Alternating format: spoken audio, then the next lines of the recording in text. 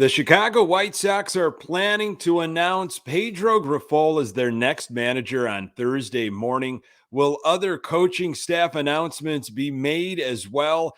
The White Sox have not shied away from hiring first-time managers. Grifol's name will be added to a long list of guys that made their managerial debut with the White Sox over the last 30 years. A.J. Pollock will likely be roaming the outfield for Pedro Grifol in 2023. Can Pollock have a bounce-back year?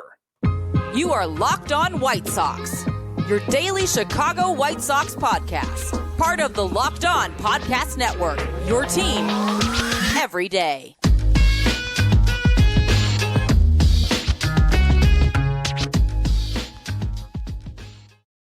Hey, Sox fans, welcome to Locked On White Sox. Thank you for making Locked On White Sox your first listen each and every day. We're free and available on all platforms. Follow us on Twitter at Locked On Sox. Also, subscribe to our YouTube channel. Just search Locked On White Sox. Hey, I'm your host, Nick Morawski, a lifelong diehard Chicago White Sox fan, recording this podcast just blocks from the ballpark in beautiful Bridgeport. You can find me on Twitter at Nick_GGTB. Really appreciate you letting me steal some of your time to talk off-season White Sox. Locked On White Sox is part of the Locked On Podcast Network, your team every day. The trade for A.J. Pollock was met with a lot of hope and excitement. The White Sox finally had a veteran outfielder with an offensive upside. 2022 did not go as planned for Pollock, but he wasn't the only one. Pedro Grifol should be announced as the new White Sox manager on Thursday. He joins some interesting company. The Chicago White Sox managerial search is over.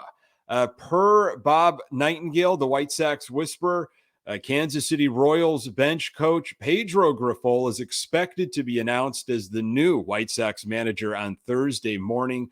He will be the White Sox fourth Latino or Black manager hired in the past 20 years, easily the most of any MLB team.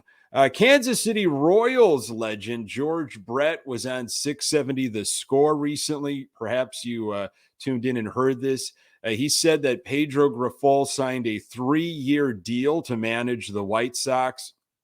The Royals seem to be going in a different direction, of course.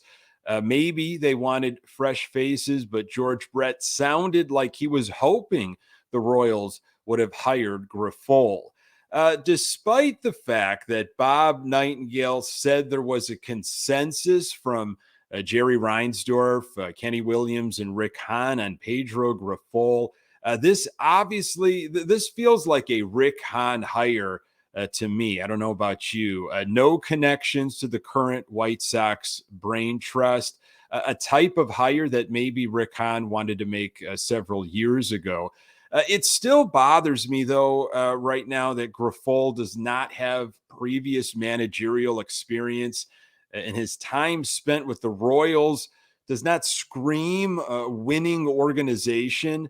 You know, I'm happy with his bench coach background and the work he's done with Salvi Perez in Kansas City, but it just seems odd to not go with a dynamic hire to make up for a wasted 2022 and maximize this window that the White Sox are in because time is ticking.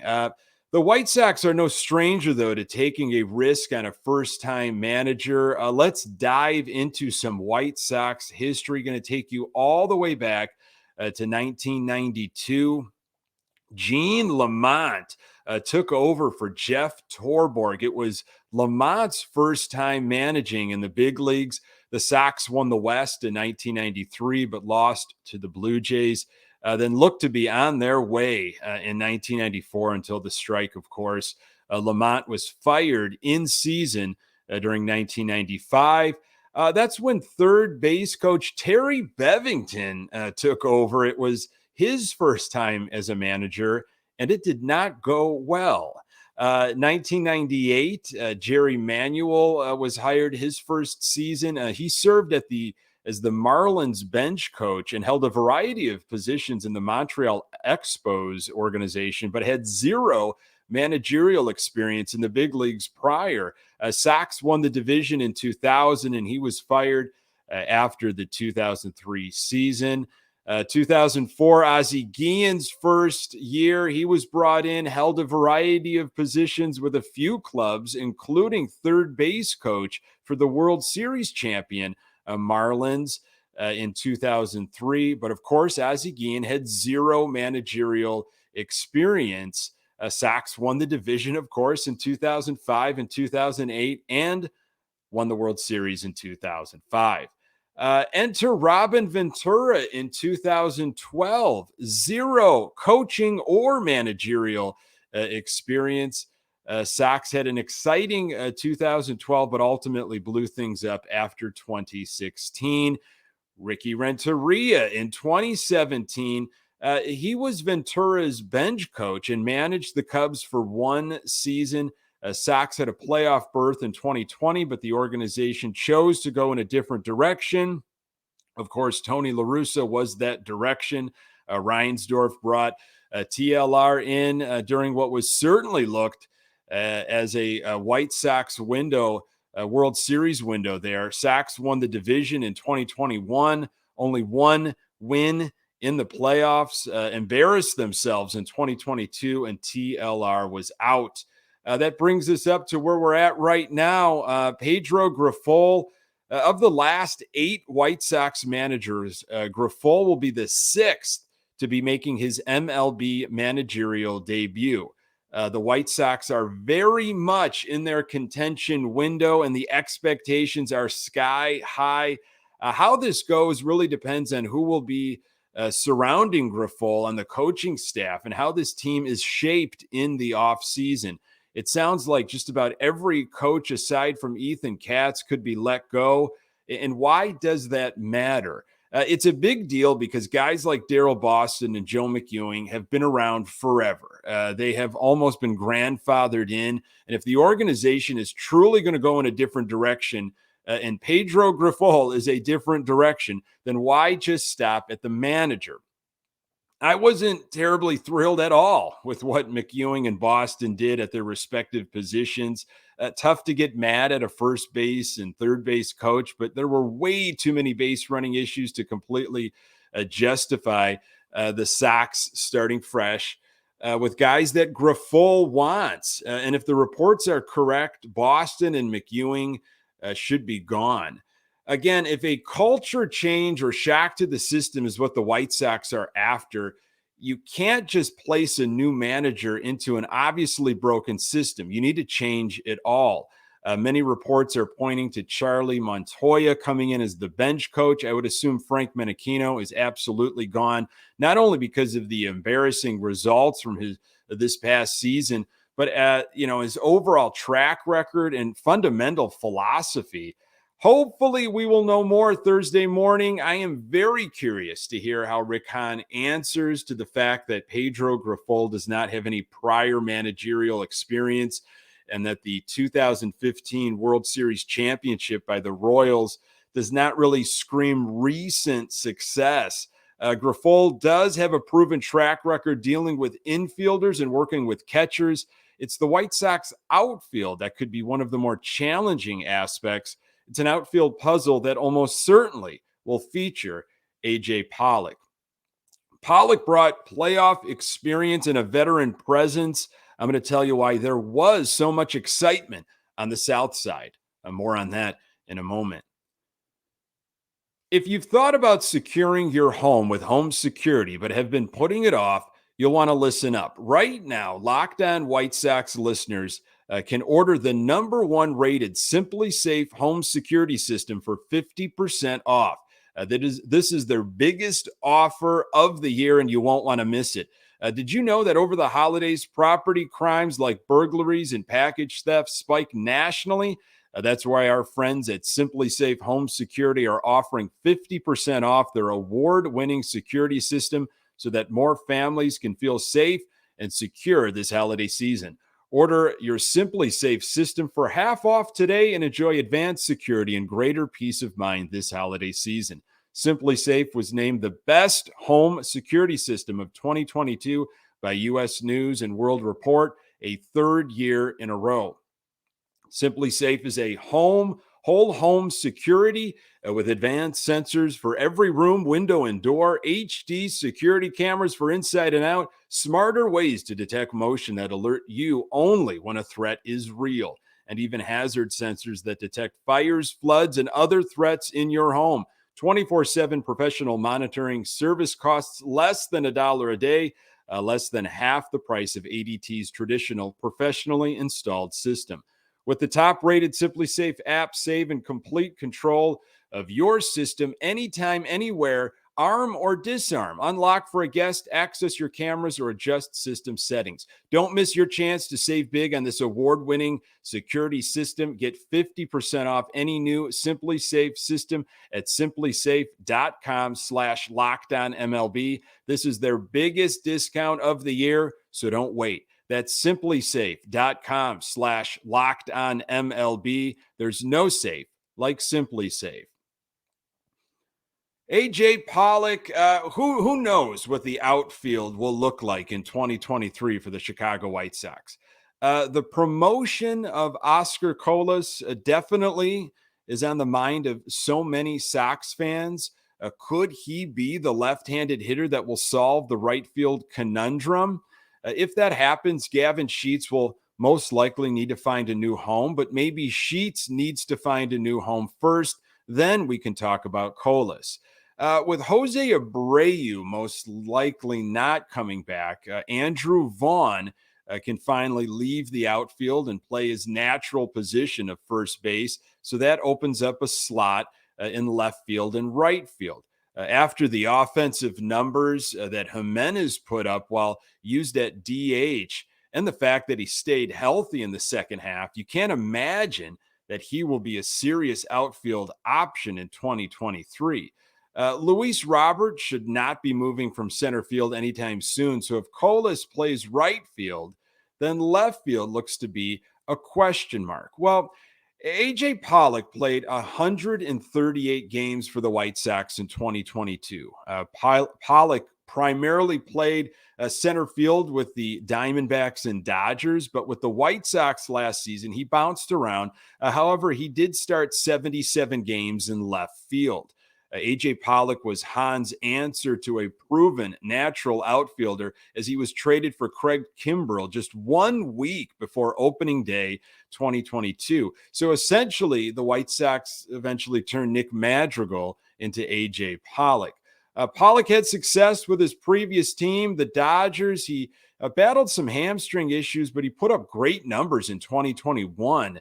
In 117 games, he slashed .297, .355, .536. He hit 21 home runs and had 69 RBIs. Pollock added a veteran presence and brought playoff experience to the White Sox. It was an exciting move at the time. 1 week before the season started, there did not seem to be a fit for Craig Kimbrel. And even though Adam Engel was still on the team, the White Sox were looking to make a serious upgrade. After the numbers Pollock put up in 2021, it seemed like Pollock would add even more to an already powerful White Sox lineup. Whether it was an adjustment to the AL or maybe some of the early season injuries that plagued him, it could have also been the fact that he welcomed his second child in April and simply was suffering from sleep deprivation. Pollock just couldn't get into a groove. His numbers dropped off in 2022. Pollock had an inconsistent April and struggled to find comfort in the field and at the plate throughout the past season. I'm going to tell you why 2023 could be different. More on that in a moment. AJ Pollock was 3 for 5 on opening day in Detroit as he started in right field for the White Sox. Very promising start, and it was a relief to finally have a veteran outfielder that could produce offensively. Things took a turn in the second game after getting another base hit, his fourth in 2 games. Pollock left the game in the third inning with hamstring tightness. AJ Pollock was already scheduled to miss some time because of the arrival of his second child. It seemed like the pressure was mounting a bit for Pollock. This is what he had to say back in April after getting to the Chicago White Sox. Quote, "That was the one thing that was a little stressful about getting traded by the Dodgers to the Sox 8 days before opening day. We have a baby coming in 10 days. Our first daughter was born at 24 weeks old, so there is a little stress going into the pregnancy. But I talked to Tony. He is super supportive. I know he's a big family guy. So early on in the season, we'll enjoy that and get back at it." End quote. Then, of course, the injury happened. Altogether, Pollock missed 10 days during that time and was a welcome sight after the Sox were dealing with so many injuries already. But A.J. Pollock was hitless in his first 17 at-bats after returning to the White Sox lineup. His average hovered around 200 until mid-May. After hitting over 20 home runs in 2021, Pollock had only 4 through the month of June. July, August, and September were better months for Pollock. The ball started flying out of the ballpark for him, and there were some stretches in September where he seemed to be the catalyst for offensive production. The highlight was a 4-for-5 game against Oakland.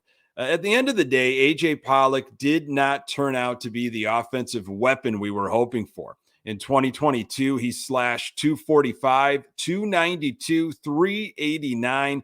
He only hit 14 home runs, 26 doubles, and had 56 RBIs. All those numbers were lower than his 2021 output. His legs were continually monitored, as was so many other White Sox players, a product of workload management throughout the season. Pollock has a $13 million player option for 2023 that he will almost certainly exercise. So again, Rick Hahn essentially flipped the 4th pick of the 2018 draft for A.J. Pollock. I don't think the White Sox should be satisfied with Pollock, Robert, and maybe Colas in the outfield in 2023, but there are always financial limitations. We've been told about them and probably will be continually told about them. And Pollock is better, of course, than Vaughn or Sheets, but that should never be the bar. If Pollock can stay in the lineup consistently, the hope is that his numbers can return to the 2021 level, but I doubt he will ever get back to his lone all-star Gold Glove production level of 2015. Folks, thank you so much for making this podcast part of your daily routine. You can find the Locked On White Sox podcast absolutely everywhere you find your podcasts. We are on Twitter at Locked On Sox. You can find me on Twitter at Nick_GGTB.